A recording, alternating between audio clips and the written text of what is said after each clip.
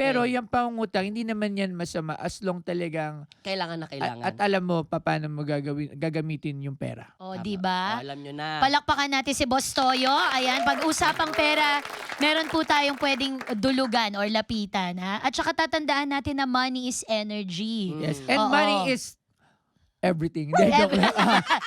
Literal, money is everything. Pero syempre, kailangan may puso ka. At saka pagmamahal, tsaka pamilya.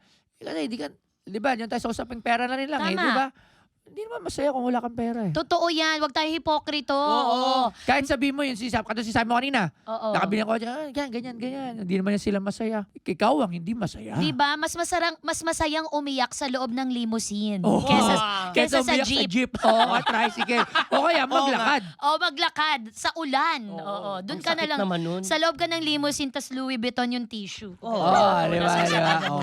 Ang hirap ng life. Ganyan. Ayan. Tapos inom ka ng Perrier. Wow! Perrier! Shala naman yan. Nakakaloka. Sana all. Oo, pero like what I'm saying, money is energy. So energy is infinite. Ibig sabihin, lahat tayo may karapatang magkaroon ng pera. Yes. Diskarte lang ang kailangan. Yes, Madam Chair! At